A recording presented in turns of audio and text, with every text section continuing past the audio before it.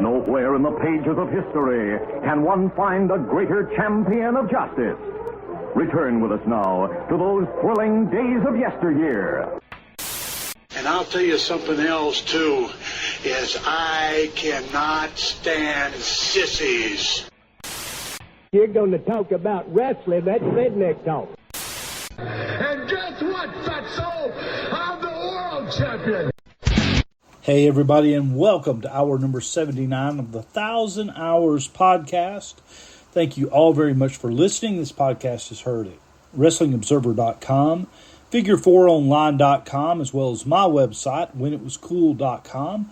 This podcast is produced and distributed by WhenItWasCool.com and brought to you because of our fine Patreon supporters. And today, this show is sponsored by one of those, Vanilla Work Rate. Thank you very much for sponsoring this episode.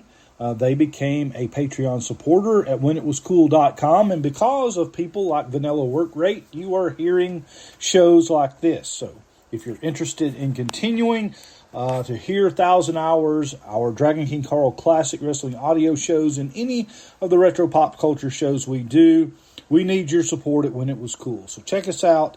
Click any of the Patreon buttons. And if you do so, we will also give you credit for sponsoring one of the 1,000 Hours show.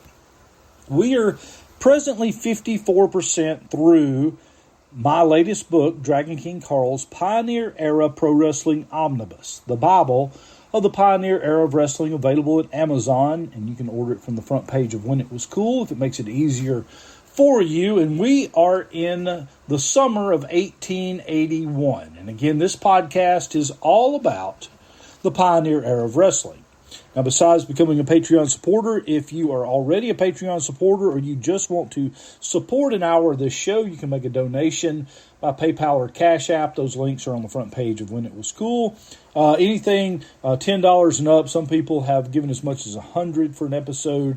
Whatever you give, make no mistake, it goes to keeping our podcast going.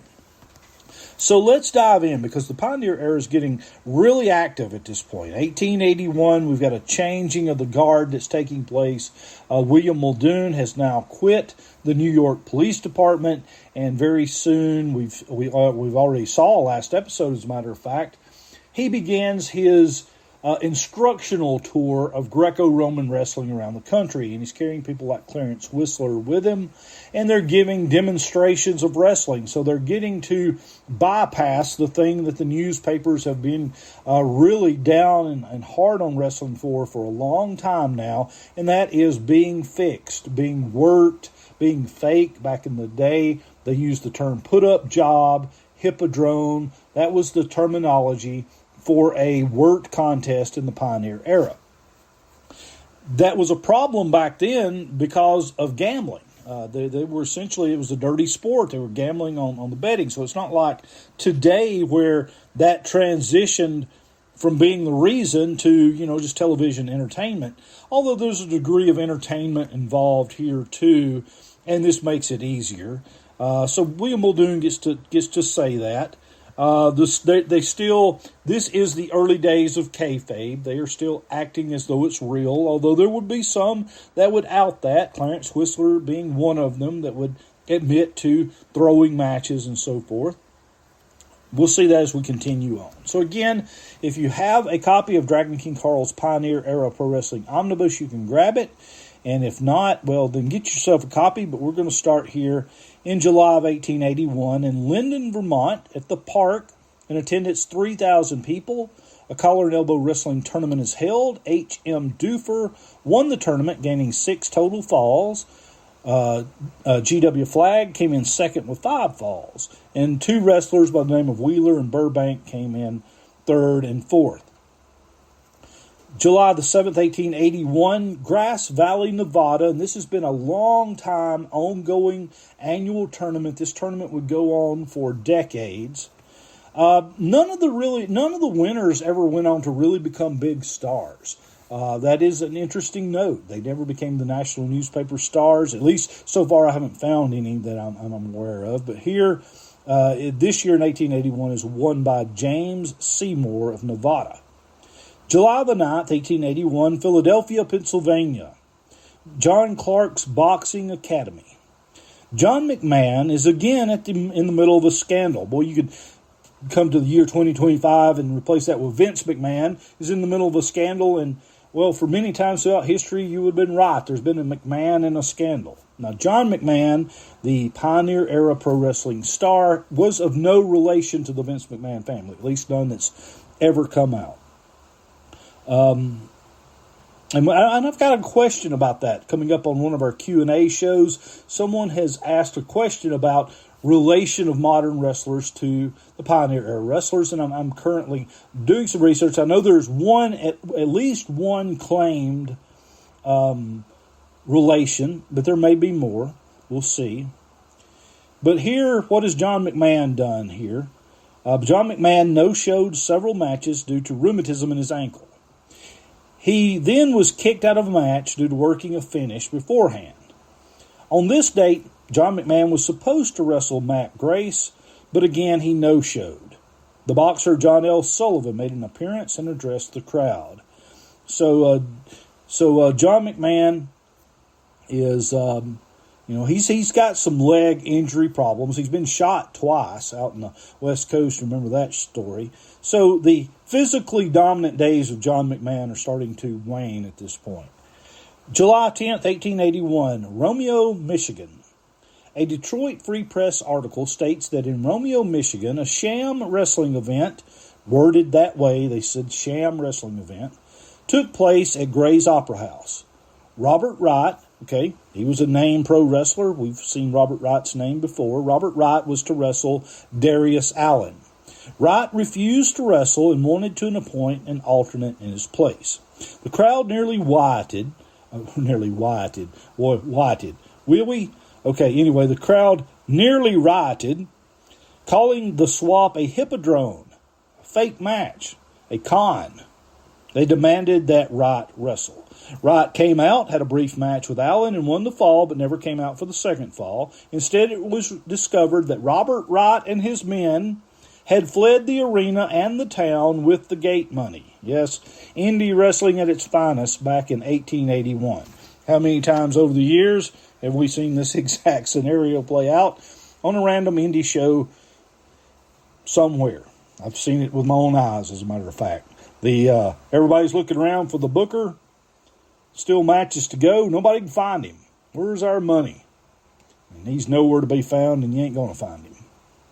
Also on July 10th, 1881, Vallejo, California, at the fairgrounds, Homer Lane, an early American collar and elbow champion, defeated Samuel Johnson in a collar and elbow 2 out of 3 falls match as part of an over a larger sporting event. July the 13th, 1881, Port Huron, Michigan, at Harder's Hall. Here we've got one of William Muldoon's exhibition shows. William Muldoon defeated Clarence Whistler 2 out of 3 falls. As is always the case in their exhibition matches, William Muldoon wins the Greco-Roman falls, and Clarence Whistler wins the catch-as-catch-can falls. And remember, it's designed to be that way. Between the falls, for example, for Greco-Roman, William Muldoon would then explain what moves was used in that previous fall and used them to educate the public. It was a physical culturist show in a lot of ways. Then when Whistler wins his falls, he explains how this was different from how this, catch, this move might not be legal in collar and elbow, but it is legal in catch, and that's why he won. They would explain this, and this is very well received. People seem to really like this demonstrative way of putting on these shows. A sad note, July 13th, 1881, and again, I can't tell you who the first female pro wrestling star was, but I can tell you who one of the earliest was, and it may in fact be Ida Alb. Ida Alb has been wrestling her sister, Miss Marcia from France, several times. We've seen that. She's also wrestled men in intergender matches. She's had matches stopped by the police who didn't want to see women wrestling. But here, sadly, Ida Alb, one of the earliest female wrestlers in America, committed suicide by taking an opium overdose in Milwaukee, Wisconsin, where she was performing at the time with the Four Paws Circus. Remember, Four Paws Circus was a direct competitor to P.T. Barnum's circus. both of which featured wrestling among their attractions.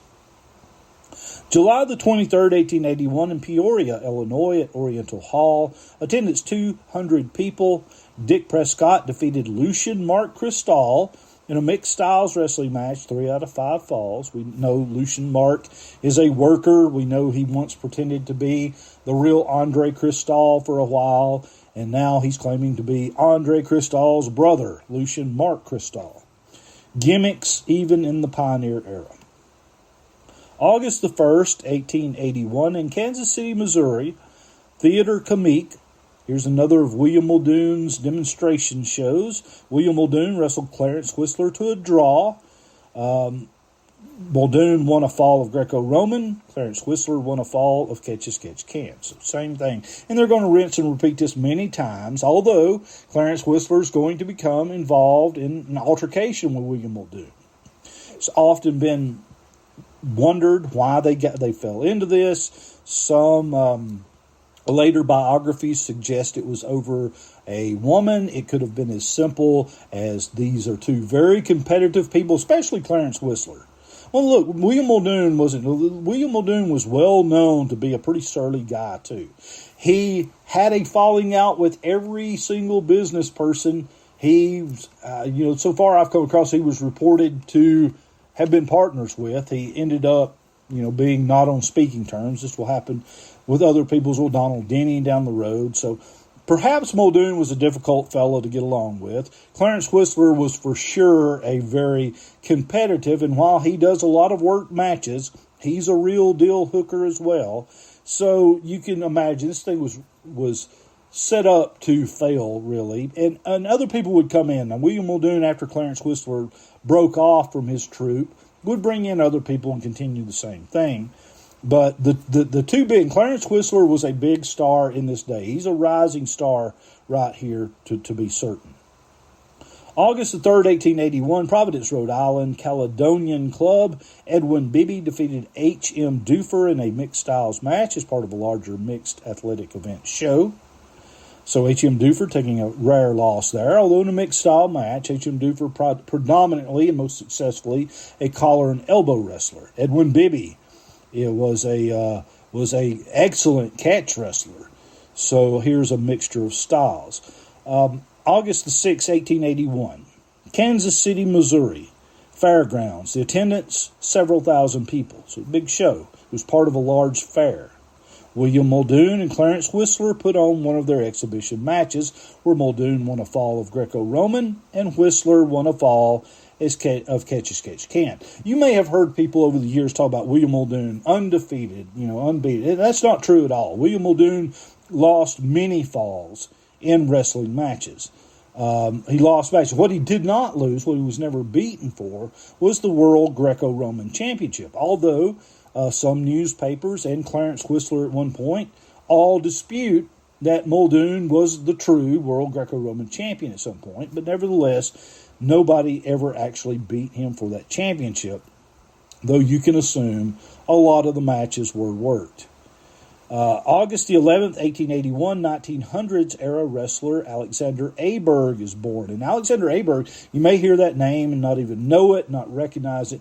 But look at the 19 teens into 1920, Alexander Aberg, Greco-Roman guy as well, was a real deal. I mean, he should have been like a Brock Lesnar type star. He should have been like a Bill Goldberg dominant type wrestler. He ends up not being that. He ends up going back to Europe. He dies over there. There's a lot of intricate backstory about why Alexander Aberg never rose to any greater heights than he did. But make no mistake, for a while Alexander Aberg was one of the real deal wrestlers in the early 1900s. And unfortunately, a guy we hear very little about, somebody we really should do a dedicated show on, a biography about at some point. His story is pretty fascinating. September the 4th, 1881, Santa Cruz, California, Vienna Gardens. Homer Lane defeats Gus Gehring in collar and elbow wrestling. So Homer Lane, we've seen him from coast to coast. He started out in New York, in Manhattan, in Brooklyn, wrestling all on the that side of the country. And now he has worked his way across, and he is in California. He's going to be out there, California, Nevada area for a pretty long time. Although eventually he does get back to the East Coast. Homer Lane has a long wrestling career. He was one of the early American collar and elbow champions, just right after the Civil War. I mean, he was the American collar and elbow champion when Colonel James H. McLaughlin won 11 years earlier, won that Detroit 1870 tournament. Well, Homer Lane's going to be wrestling in the 1890s. He stays around for a long time, a very lengthy career. September the 13th, 1881, Fort Collins, Colorado. Opera House. William Muldoon defeated Clarence Whistler in Greco-Roman, and then Clarence Whistler defeated William Muldoon in Catch as Catch Can.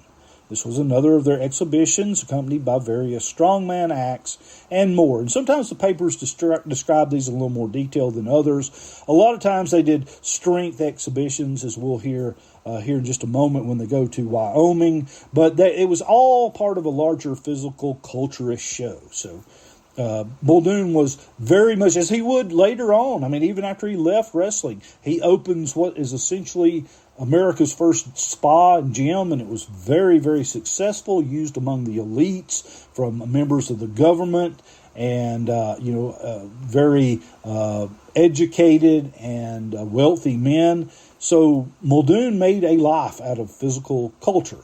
I mean, that's the thing that got him out of the police department in New York, was him taking all these wrestling matches and starting this athletic league where he becomes embroiled in controversy with some of his fellow officers. He's even beaten down with batons by one of the police officers there. He's all about physical culture, and that's only going to continue to be the case. For example, September 15th, 1881, Cheyenne, Wyoming, Chase's Theater. Here I have highlighted in bold, Andre Cristal joins William Muldoon and Clarence Whistler on their exhibition tour. That means we'll have a Dragon King Carl note coming up, which means people say is one of their favorite parts of my omnibus books. And certainly if we do another omnibus coming up, we'll continue to include those and perhaps more of those. This entry goes on to say, in Cheyenne, after each does various strength exhibitions, William Muldoon defeated Andre Cristal in Greco-Roman wrestling. Clarence Whistler then defeated William Muldoon in Catch as Catch Can. Clarence Whistler then defeated Andre Cristal in Catch as Catch Can, and William Muldoon defeated Clarence Whistler in Greco-Roman. So you see everybody got to demonstrate their styles there. $100 was offered to anyone in the audience who could defeat any of the three men at their preferred styles, but no one accepted. So you can see how this is working. Dragon King Carl note. These exhibitions by William Muldoon, Clarence Whistler, and Andre Cristal were almost certainly worked matches and were largely presented as informal exhibitions. Many of the newspapers said the same thing. All three men presented themselves as well-spoken gentlemen, and the whole show was very tasteful and interesting. The William Muldoon Clarence Whistler exhibition tour has generated a lot of good, positive publicity for wrestling that did not previously exist. So there again, that goes in the category of William Muldoon. Is he the most important person in the pioneer era of wrestling, or is it Colonel James H. McLaughlin or John McMahon, or we haven't gotten to him yet, but Evan Strangler Lewis, Farmer Burns, and other? Well, this is another feather in the cap of William Muldoon, in that he literally does turn the perception of wrestling from a dirty, crooked, filthy vice of a sport to something more respectable. September 18th, 1881, Milwaukee, Wisconsin. Attendance 300 people. Duncan C. Ross defeated A.S. Bradley in a mixed-style match. A.S. Bradley originally entered the contest as an unknown and is said to have been a former New York City police officer. So here's another New York policeman who's gotten caught up in these physical culturist wrestling shows. September the 20th, 1881, St. Johnsbury, Vermont. A four-man tournament comprising 17 matches took place in mixed styles. Tournament ended with H.M. Doofer and G.W. Flagg tied at 5 falls each, with W.A. Burbank at 4 and F.K. Wheeler at 3. these tournaments were becoming very popular. They've been very popular since the 1870 Detroit International Tournament, won by Colonel James H. McLaughlin. No question, that set the standard for tournaments are a popular thing in wrestling, and we've seen them. We've seen the Grass Valley tournament out west. It's been going on for a long, long time. And look, a lot of this was predicated on how popular this type of tournament style, drawn out format was in Europe, in England and France, where these, Austria, the larger, the French were predominantly the Greco-Roman wrestlers doing it with circuses and stuff. But I can tell you in England, Ireland, tournaments were highly, highly favored, and it certainly made its way into American wrestling as well. September the 20th, 1881, St. John's sorry, that's one we just talked about. September 27th, 1881, Stockton, California, Tivoli Theater. The champion of California, Tom Fox, defeated Homer Lane in collar and elbow wrestling. So Homer Lane still on the West Coast, although he loses this match. September 29th, 1881, Council Bluffs, Iowa. So here in 1880, now Frank Gotch has been born at this point. Another person very famously tied to Council Bluffs, Iowa would be Farmer Burns, would be Evan Strangler Lewis. Wrestling is popular in this region. So here's an early example of it, although the attendance is said to be small. At Doney's Theater, William Muldoon, Andre Cristal, and Clarence Whistler put on another of their wrestling exhibitions and strength demonstration. No results were given, but the newspaper said the crowd was entertained.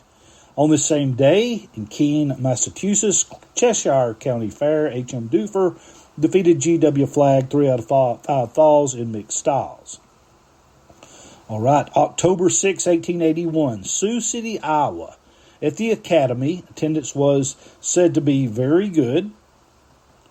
We have another William Muldoon, Clarence Whistler, Andre Cristal exhibition show takes place. William Muldoon was sick and unable to wrestle, but he did make an appearance. Clarence Whistler defeated Andre Cristal in Greco-Roman, and the $100 open challenge to the audience was accepted by someone named Mr. Butner, who was defeated by Clarence Whistler. Butner was said to be no novice in wrestling, but Whistler easily defeated him. So look, hey, these old-timers, they may have worked a lot of hippodromes, a lot of put-up jobs, a lot of worked matches, as we call them nowadays, but many of them, Clarence Whistler definitely foremost among them, nobody to really be messing with. And I think William Muldoon, too. William Muldoon, Clarence Whistler, John McMahon, even to a degree, even though he's starting to physically have some problems. Even Colonel James H. McLaughlin, I mean, most of his early career was he was tested in real matches then. So a lot of these guys had to be real deals. Evan Strangler Lewis coming up, he would, I think, be one too. October the 8th, 1881, Chicago, Illinois, at McCormick Hall. Lewis, better known as Lou Moore, defeated Duncan C. Ross for the Chicago Championship. The final fall was disputed as Duncan C. Ross claimed a foul, but the referee gave the fall in the win to Moore. It's not really clear what championship was at stake here. The paper called it the Championship of Chicago, so I guess that's what we will go with. That's what I called it in my book, but it's not something that would later go on to be regularly defended. It wasn't like a city or state championship that regularly made the rounds. This was more of a one-time sort of deal. October the 15th, 1881, Minneapolis, Minnesota. Market Hall. The attendance was said to be a large crowd. The William Muldoon, Clarence Whistler, and Andre Cristal exhibition tour continues. There's no mention of results, but these exhibitions were hardly legitimate matches and more demonstrations. No one there accepted the $100 open challenge, which now has added the stipulation of $2 per minute to anyone who can stay unthrown for more than 5 minutes. Strength demonstrations were also part of the show, and again, the show got rave reviews from the newspapers. Let's take our mid-show break right now. When we come back, we'll follow Clarence Whistler, William Muldoon, and the others from Minneapolis to St. Paul, Minnesota, and see what happens there as things get covered pretty extensively in the papers. We'll look at all that coming right up after this. WhenItWasCool.com is your source for the best in retro pop culture. When It Was Cool features articles and podcasts on retro TV and movies, toys, action figures, pro wrestling, food, video games, and more. Hit the Patreon button to support us and get instant access to hundreds of premium podcasts and features. Family friendly and fun. WhenItWasCool.com. All right, we're back for the second half of the show. Thank you all very much for joining us. And again, if you're listening to the regular edition of this show at Wrestling Observer Figure 4 or on any of the free feeds from WhenItWasCool.com, there is an extended Patreon edition where we go a little longer with our Patreon supporters. So if you'd like to get on board with that, please join our Patreon at WhenItWasCool.com. It's very low price, only $5 for a month. And goodness, you know the way of the world now. You can't get anything from a fast food restaurant hardly now. You'd be doing good to get a soda for $5. But we're keeping it at $5, and that gives you instant access to almost 3,000 podcasts dealing with wrestling history, pro wrestling history, pop culture, and retro pop culture, much more. Check us out at WhenItWasCool.com. So October 16th, 1881, we're going to St. Paul, Minnesota. Conley's Variety Theater. The William Muldoon, Clarence Whistler, and Andre Cristal show took place here. Clarence Whistler defeated William Muldoon in Greco-Roman, and that is highlighted in bold. So we have a Dragon King Carl note coming up. And you can already see that's a big one, right? Clarence Whistler beat William Muldoon in Greco-Roman. That's Muldoon's style. He's supposed, according to wrestling mythology, he's undefeated at that style. Although here in this demonstration, he's not. Clarence Whistler defeated William Muldoon also in Catch-as-Catch-Can, and strength exhibitions were also given. My Dragon King Carl note for this entry is this. I originally thought this to be a mistake by the newspaper, as William Muldoon always defeated Clarence Whistler in Greco-Roman and always lost to him in Catch-as-Catch-Can during his exhibitions. However, the paper clearly says Whistler beat Muldoon in 15 minutes in Greco, then clarifies it when discussing the catch win, saying Whistler again defeated Muldoon during the Catch-as-Catch-Can match. Not sure why Andre Cristal did not wrestle. Now remember, Muldoon was sick prior to this. And maybe he was, maybe he wasn't. William Muldoon's relatively short careers, about 10 years, very competitive. And it was often plagued with injuries. So it's a wonder, right, that you get this guy with a relatively short career, injured a lot, especially toward the end of his career. He had some sort of hand or arm injury that really plagued him later on. But for him to be literally the foundational figure upon which pro wrestling's built, and the person who dominated that style, it really goes to tell you a lot about William Muldoon, that whether he worked matches or didn't work matches, or regardless of what his reputation was, he was a legitimate popular sports figure.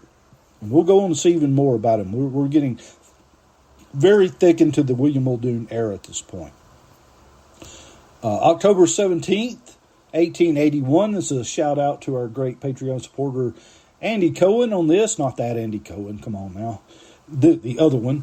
Julian Kent is touring a wrestling bear around the Maryland area named Julia. So another wrestling bear, lots of bear wrestling in the Pioneer era. I had no idea. Andy asked this question once upon a time. Was there bear wrestling in the 1800s? And I thought, how ridiculous. Of course not, Andy. What a dumb question. Only to find out, like, they were bear wrestling weekly. Everywhere. Bears are eating people all over the Pioneer era, including Lucian Mark, one of my favorite stories. Got his finger bit off by a bear.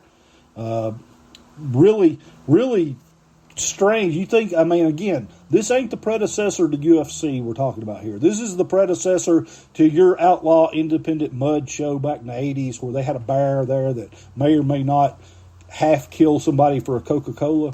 Well, that was going on back in this time period too. Really, really awesome stuff and kind of crazy stuff going on here, to be sure. So October 18th, 1881, Chicago, Illinois, Centennial Hall. The attendance said to be not large. Duncan C. Ross defeated Captain Moore in a mixed styles match. Also on October 18th, 1881, in Springfield, Vermont, Barney McEnemy whose occupation was listed as professional wrestler, died following a wrestling match at the state fair.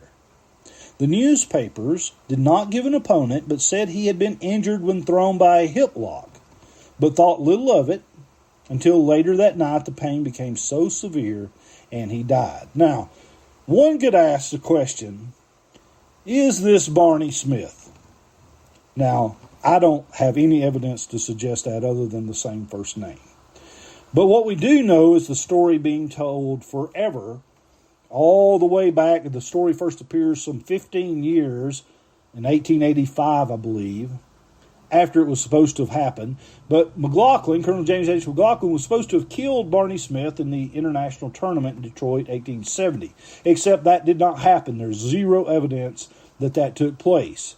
Now, Barney Smith does largely fall out of the historical record up to a point. Now, he did show up as the champion in the Dakotas. So, if it's the same Barney Smith, and one would presume he was originally from Hamilton, Ontario, Canada, one would presume this being the same Barney Smith, Great Lakes area and all that, up near the Canadian border. He's a journeyman wrestler. Could be him. He's listed in the papers. But the book, Fall Guys, and other sources seem to indicate that Barney Smith died somewhere more east, possibly Vermont, at the hands of Colonel McLaughlin. Now, McLaughlin is not listed in this match, but someone named Barney McEnemy, E-N-A-N-Y, not spelled with an E, McEnemy, died. I don't know if it's the same guy or not. Could be. It's just a thought. I've dug around the papers a little bit and couldn't really find much more than this about this.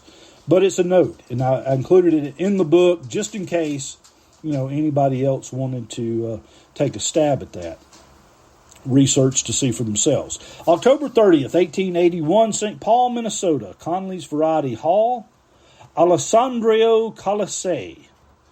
Yes, got us a fancy French wrestling name there, except he's actually R.A. Pinnell, a well-known wrestler from that parts, defeated Duncan C. Ross in a mixed styles match at one of William Muldoon, Clarence Whistler, and Andre Cristal's exhibition shows. Colisei was introduced as the unknown against Ross, then revealed his name to be Alessandro Colisei, except that's not his name. After the second fall, Ross announced he had been deceived and that this Alessandro Colisei was actually a seasoned pro wrestler of some renown. And yes, R.A. Pinnell certainly was. He then argued and challenged any of the Muldoon crew, and Muldoon said he would personally put up the money and have Ross wrestle Clarence Whistler. The match did continue, and Colisei won and was revealed to be veteran wrestler R.A. Pinnell. And I have a Dragon King Carl note for this. This was an elaborate angle for the era. Duncan C. Ross and R.A. Pinnell join up with the William Muldoon, Clarence Whistler, and Andre Cristal combine, putting on exhibition. So this was their way of bringing them into the fold. And this it's not the first. We had Harry Hill's troupe out in the New York area. But this is an early promotion. This is an early touring pro wrestling trust, an early touring pro wrestling troupe, an early touring pro wrestling company. Is William Muldoon and his show. November the 2nd, 1881, New York City, New York, Clarendon Hall, Edwin Bibby defeated Wilhelm Hegster in Greco-Roman. November the 4th, 1881, Oshkosh, Wisconsin at Franker Hall. The attendance is said to be a fair house.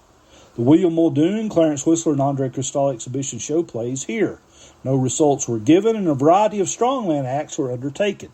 William Muldoon dislocated his shoulder, wrestling Andre Cristal in Greco-Roman, and the match was stopped. Yet another injury for Muldoon. November the 7th, 1881, St. Paul, Minnesota, at the Athenaeum. Clarence Whistler defeated Duncan C. Ross, and this is in bold, so this is important. We have a trivia note coming up for it. Clarence Whistler beat Duncan C. Ross in a mixed-style match after winning a couple falls. Ross protested a rule change and won the Greco-Roman falls, and after much contesting, Ross put on his coat and left, and the match was awarded to Whistler. The newspapers blasted the match, saying it was a disgraceful show for Duncan C. Ross. William Muldoon put in an appearance with his arm in a sling, owing to the apparent legitimate shoulder injury in Oshkosh, Wisconsin. Some title histories list this as a title change for the World Mixed Style Championship, though none of the newspaper articles I researched stated anything about a championship being at stake. So this is one of the ones the title histories retroactively used. They found a report of a match in a paper and made it to fit their title history. There was nothing in any of the papers about this being a title match. The Dragon King Carl note says, while researching 1883 newspapers, I came across an interview that Clarence Whistler gave to a newspaper about this match. So what really happened here? Well, Clarence Whistler's going to tell us. He's not protecting kayfabe. Clarence Whistler's going to tell us exactly what went on. The words of Clarence, the Kansas Demon Whistler, are as such. Quote, I'll tell you what kind of hippodrome that was. A fake match, a put-up job, a work. Tell you what kind of work that was. Ross had been making a heap of talk about being able to down any man in the country, and William Muldoon and I concluded to give him a trial. We knew what his racket was in wrestling matches, and we could never get him to come onto the stage in a square match. So William Muldoon sent for him to come to our hotel room. When they met, Muldoon asked him if he wasn't in St. Paul to make some money. Duncan C. Ross replied that he was, and Muldoon said, well, we'll fix up a match between you and Whistler. You get the first fall, Whistler gets the second, and you'll get the third. This proposition caught Ross, and thinking that I was going to let him toss me all around the stage, he was anxious to meet me, as by throwing me, he would have the reputation of doing what no other man had done. Understand now, this whole scheme had been fixed up, says Clarence Whistler, not for us to make any money off of it, but simply to put a stop to the Scotchman's talk. The night of the wrestle, he came on the stage, all blooming and thinking of how the news would be telegraphed to the world that he had downed Clarence Whistler. But I soon took the bloom out of him. I laid him on his back 3 times so quick it made his head swim, and he never recovered from it since. That's the kind of hippodrome we had with Duncan C. Ross. So you want to know about working matches back in the day, double crosses back in the day? Here's one straight from the demon's mouth. November 15th, 1881. Philadelphia, Pennsylvania. Industrial Hall. Attendance 4,000 people. On the undercard of a boxing sparring match between Patty Ryan and Mike Donovan. Donovan did not show up and was replaced by a man called only McDonald. John McMahon wrestled to a draw with John F. Kennedy in an exhibition, splitting 1 fall each. November 17th, 1881. The St. Alban, Vermont newspaper says that Black Sam, Vero Small, claims to be the champion collar and elbow wrestler of Vermont and is moving to New York to find more competition. So it's one of the early, very successful African-American wrestlers and boxers as well. And he does go to New York and is quite successful. He does get shot in the neck once upon a time, but he lives. And he is considered a pioneer not only of professional wrestling, but Black Sam is also a pioneer of professional boxing as well. November 28th, 1881, Louisville, Kentucky. Linder Krantz Hall. Duncan C. Ross, fresh off getting his loss there to Clarence Whistler. Duncan C. Ross defeated Lou Moore, mixed styles, 3 out of 5 falls. December 3rd, 1881, Louisville, Kentucky. Linder Krantz Hall. Duncan C. Ross defeated Lou Moore in a rematch from their November match. 3 out of 5 falls. Louisville newspaper claimed there was no hippodroning, yet the Cincinnati paper led with the headline, Alleged Wrestling. So there's even debate amongst the papers whether some of these matches are real or not at the time they're happening. Same thing is going on all throughout wrestling history. When I was growing up, sometimes you'd get a report in a legitimate periodical, a newspaper, magazine, or whatever, and they'd act like it was real, and others would act like, well, this is ridiculous. Of course it's not.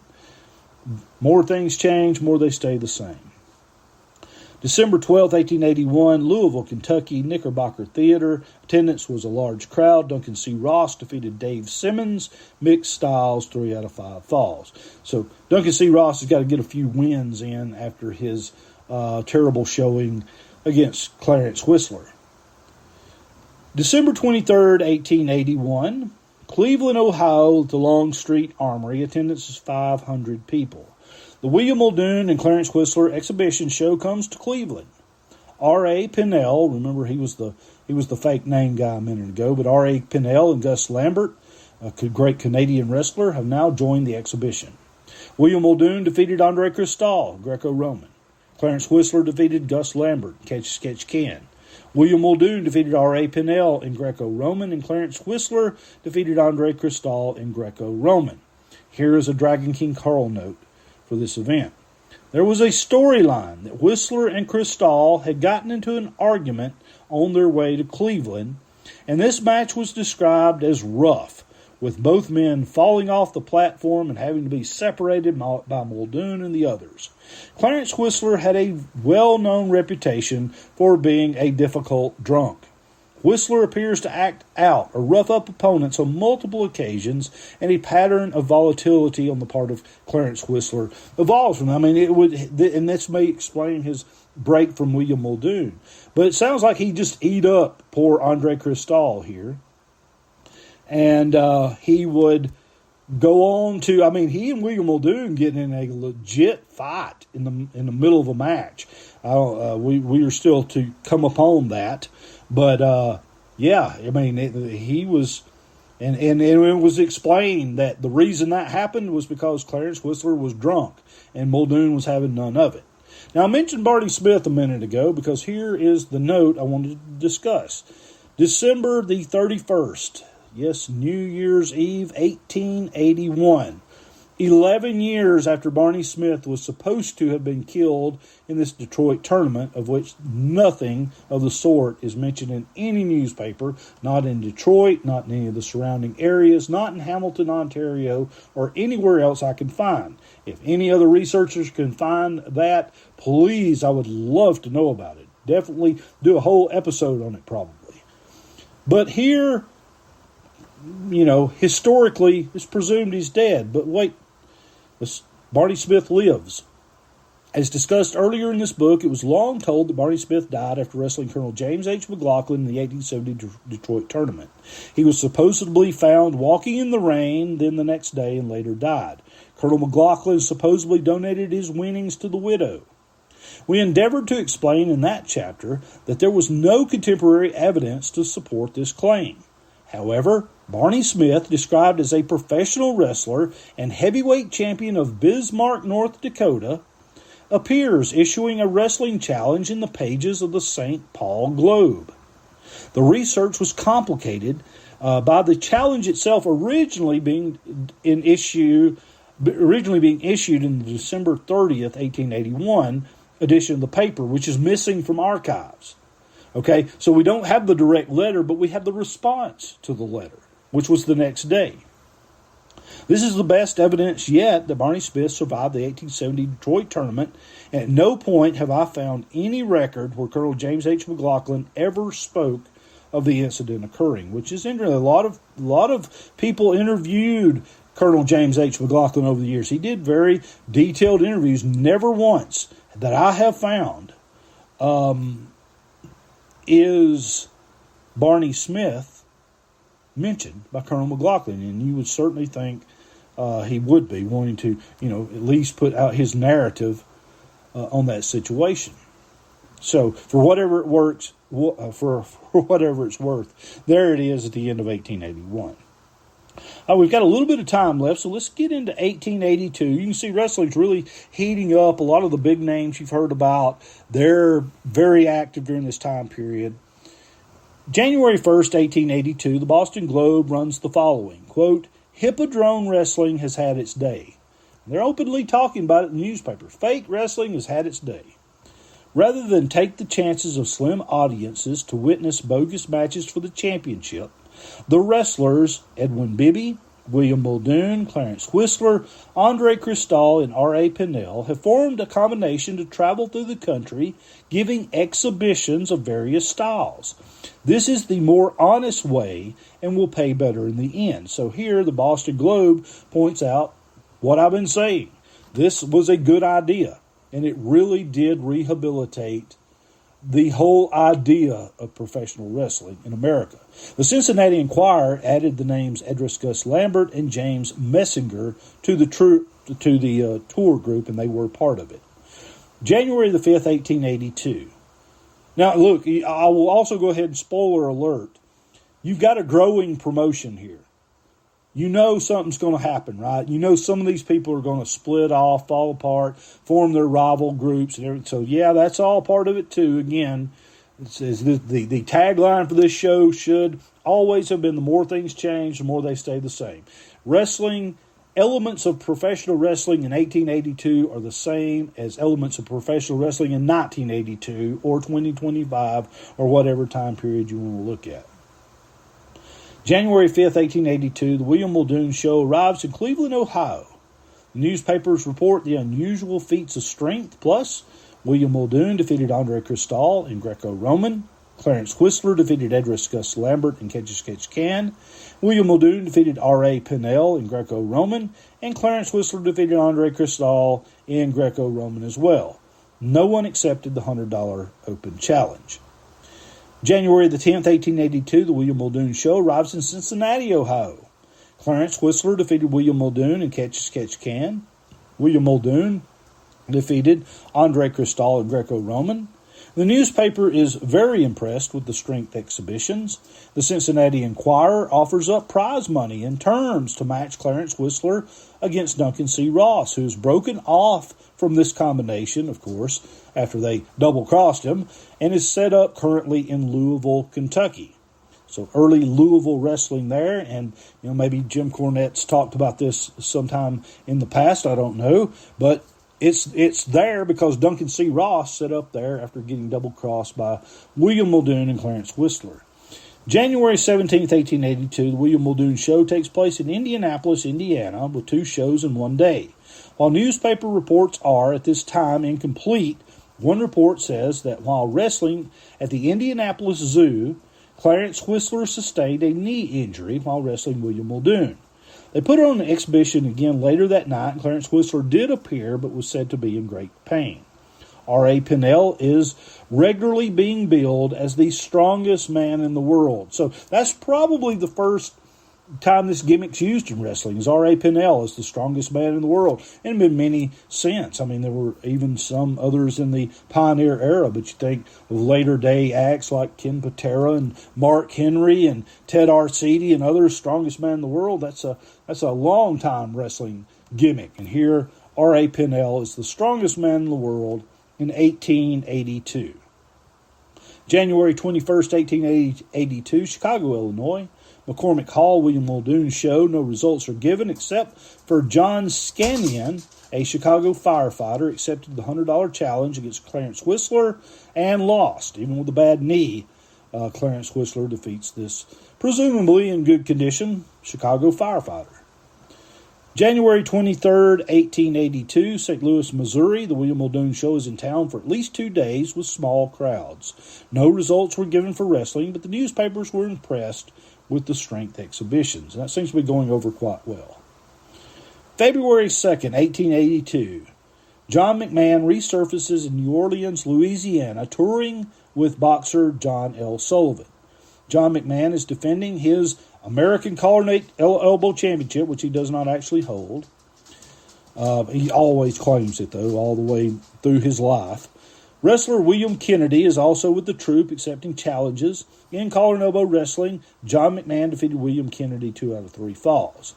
February the 6th, 1882, the William Muldoon Show is in St. Louis, Missouri, certainly a hotbed historically of pro wrestling. William Muldoon defeated Andre Cristal, Greco-Roman, for Muldoon's World Greco-Roman Championship medal. The rest of Muldoon's troupe was in Kansas City, actually, where Muldoon and Cristal were soon to join them. In Kansas City, Missouri, Clarence Whistler defeated R.A. Pinnell and Catch-as-Catch-Can, plus their usual strength exhibitions. James Messinger was said to have been injured in an accident and unable to compete. So here in 1882, we've got essentially what WWF was doing in the 1980s, running split shows, running split touring groups. So, Muldoon, in many business sense, was very smart early on. I mean, he was doing things that wouldn't happen again until, the 1980s. 100 years later, he's got this idea of, doing towns on shows in the same town on different days with a large enough roster to do so. February the 8th, 1882, Kansas City, Missouri, the Comique, William Muldoon defeated R.A. Pennell in Greco-Roman wrestling, and William Muldoon wrestled Clarence Whistler to a draw. The style was not noted by the newspaper, what style they wrestled in. February 24th, 1882, back to St. Louis, Missouri. They bring their show back there. William Muldoon. It's at Esther's Theater. The papers reported that during the Clarence Whistler versus Andre Cristal match, William Muldoon was referee. He noticed that Clarence Whistler seemed to be losing his temper. Muldoon thought he saw Whistler scratch Cristal with his fingernails and confronted him on it. Whistler then, it is said, began to really rough up Andre Cristal. Yeah, he liked to beat up on much smaller Andre Cristal. Whistler was fouling Cristal at every turn, and Muldoon ordered the match to win. So, hey, you're about to get a big post-match angle here with the referee. Except it ain't an angle. Clarence Whistler's drunk as a skunk, and he's beating up Andre Cristal again, is what this is. So what does Muldoon do about it? Former police officer William Muldoon and the presumed leader of this here troop. What you going to do about it? Well, my Dragon King Carl note says this. Another Clarence Whistler outburst. Clarence Whistler refused to break from assaulting poor Andre Cristal and had to be physically dragged off of Cristal by Muldoon and James Messinger. Clarence Whistler then turned on Muldoon, and the two had a fist fight that turned into a wrestling match on the ground, with Muldoon putting his knee into Whistler's throat. Muldoon dragged Whistler by the neck to the dressing room, and much commotion was heard by the crowd. A few minutes later, Muldoon returned, looking disheveled, and announced that Whistler had received a cut on his head and would not be returning. Muldoon's forehead was said to be visibly swollen. He was asked by members of the audience why Clarence Whistler acted that way, and Muldoon told them it appeared he had too much to drink. So Muldoon knocked him out in the back with something. Maybe it was his fist, maybe it was his head, maybe it was a chair, who knows, but he had finally had enough of Whistler and knocks him out and comes forward to talk to the crowd. So you can see, this act ain't long for the road. March 11th, 1882, Louisville, Kentucky, Macaulay's Theater, attendance is a sellout. Duncan C. Ross defeated Patrick O'Donnell, 3 out of 5 falls in mixed style. March the 13th, 1882, Richard K. Fox announces he will, remember he's with the National Police Gazette magazine, he announces he will commission various valuable medals, all backed by the National Police Gazette, to give winners of wrestling tournaments that will be later decided. So he's turning up the pageantry to wrestling as well. March 18th, 1882, Louisville, Kentucky, Macaulay's Theater, rematch for March 11th. Duncan C. Ross defeated Patrick O'Donnell, 3 out of 5 falls. In an amateur match, Pat Shaughnessy defeated Pat Henian, 3 out of 5 falls. Our final couple notes, and then we'll wrap up this episode of the show, except our Patreons will hang on a little longer for you. March 20th, 1882, Galveston, Texas, at the Pavilion, attendance 400 people. John McMahon defeated W.S. Kennedy. This William Kennedy, W.F. Kennedy, John F. Kennedy, I think they're all the same person, just going by different letters. The newspapers misunderstanding what letter put things on. I think that's what's actually happening here, because he's with John McMahon a lot. But anyway, he beats Kennedy to retain the, quote, Championship of America, 2 out of 3 falls. And finally, for this episode of the show, March 27th, 1882, Edris Gus Lambert defeated Vero Black Sam Small in a catch-as-catch-can match in New York. So it looks like Gus Lambert's also now left the Muldoon show to go back to New York. Vero Small's down there, as we talked about.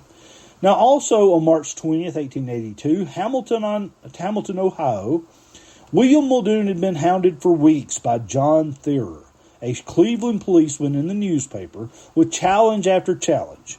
Muldoon finally, after hearing enough of it, said he would throw Thierer 10 times in an hour. The newspaper doubted it was possible, but Muldoon was said to have successfully done it on this night. So, very, very interesting story. All right, so for our main portion of the show, we're going to conclude here. When we come back, we'll pick back up in March of 1882. We'll see how much longer Muldoon and Whistler last. Muldoon's also going to face Duncan C. Ross, who they had previously undercut and previously double-crossed, but we'll see how that goes. For our Patreon supporters, hang on, we'll be right back. For everybody else, hope you'll check us out at whenitwascool.com. Support us on Patreon, instant access to almost 3,000 shows. Plus, you'll be supporting this show, and I'll dedicate an hour of it to you. Thank you, everybody. Thank you, Vanilla Work Rate, for sponsoring this show, and we will be back soon from whenitwascool.com.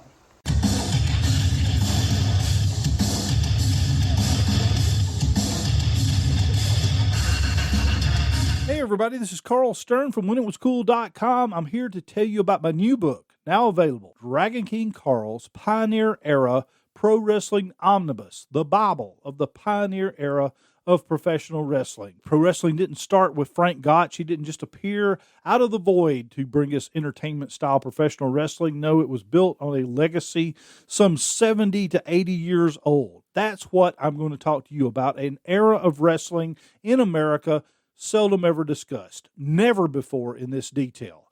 I have put 700 pages of information about the pioneers of professional wrestling, like William Muldoon, Colonel James H. McLaughlin, Professor Theobald Bauer, Clarence Whistler, William Miller, and so many more. Maybe some names you've never heard of before, maybe some you've only heard in passing. I will tell you the origins and evolution. Now available, Amazon.com, whenitwascool.com.